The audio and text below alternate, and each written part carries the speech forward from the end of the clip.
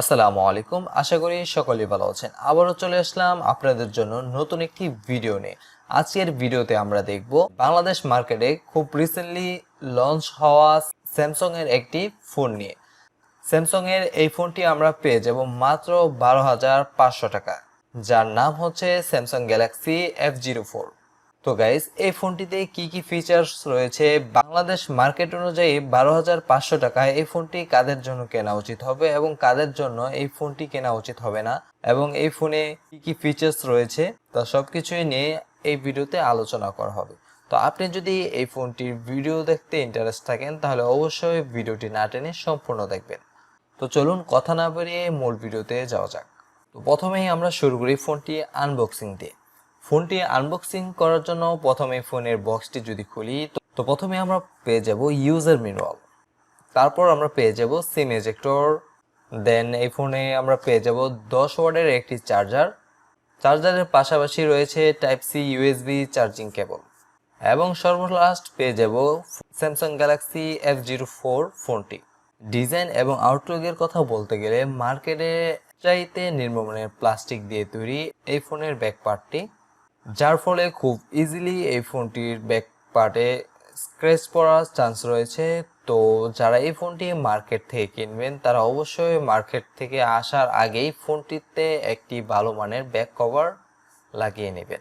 সেই সাথে এই ফোনটির হাইট হচ্ছে 164.2 মিলিমিটার এবং ওয়েট হচ্ছে 75.9 মিলিমিটার, এবং এই ফোনটির ফিটনেস হচ্ছে 9.1 মিলিমিটার, এবং ফোনটির স্ক্রিন টু বডি রেশিও হচ্ছে 81.8%। এমনকি এই ফোনটির ওজন দাঁড়াচ্ছে 188 গ্রাম।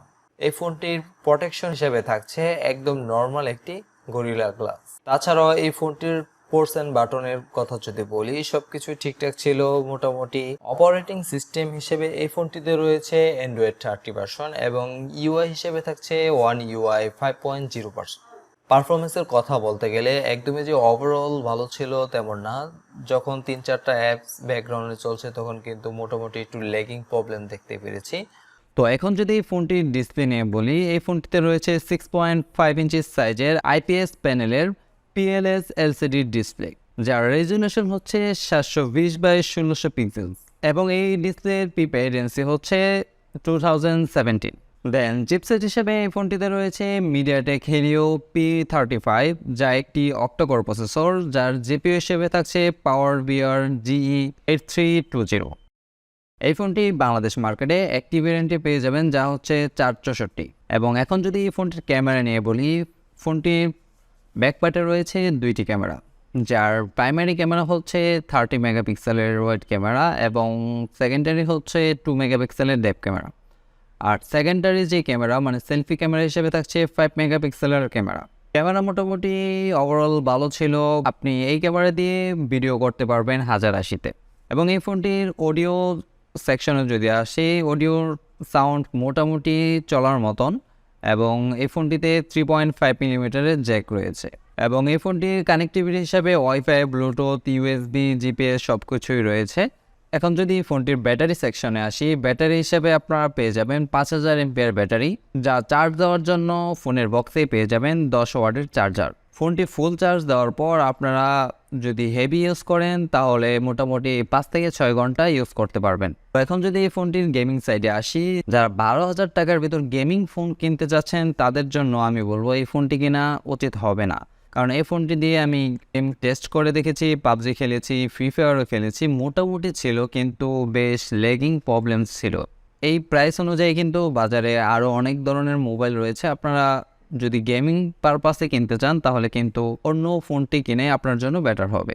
গেম যে একদমই খেলা যায় না তা না, গেম মোটামুটি খেলা যায়, কিন্তু একটু ল্যাগিং প্রবলেম আছে। তার পাশাপাশি গেম খেলার ফলে খুবই তাড়াতাড়ি এই ফোনটি কিন্তু হিটিং প্রবলেম দেখা যায়, মানে ফোনের ব্যাকপার্টটা অনেক বেশি গরম হয়ে যায়। তো লাস্ট যেই কথাটা বলবো যে এই ফোনটি কাদের জন্য কেনা উচিত, মেনলি যারা 10 থেকে 12,000 কিংবা 13,000-এর ভিতর একটি স্যামসাং মোবাইল কিনতে চান তাদের জন্য রাইট নাও এই ফোনটি কেনা বেস্ট হবে।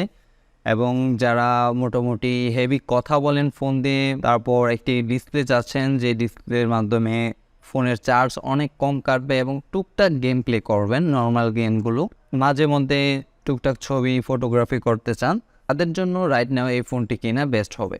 আর যারা একটি গেমিং ফোন চাচ্ছেন তাদের জন্য কিন্তু এই ফোনটি স্কিপ করায় আমার মতে ভালো হবে। গাইস, আশা করি বুঝতে পেরেছেন যে এই 12,500 টাকায় স্যামসাং গ্যালাক্সি F04 এই ফোনটি কেমন হবে, আপনার জন্য এই ফোনটি কেনা উচিত কি উচিত না। আশা করি তা বুঝতে পেরেছেন। তো এই ছিল আজকের মতন। ভিডিওটি ভালো লাগলে অবশ্যই ভিডিওতে লাইক করবেন এবং আপনার মূল্যবান মতামত অবশ্যই ভিডিওর কমেন্টে জানাবেন। তো এই ছিল আজকের মতন, দেখা হবে খুব শীঘ্রই নতুন অন্য কোনো ভিডিওতে। এই পর্যন্ত ভালো থাকুন, সুস্থ থাকুন, আল্লাহ হাফেজ।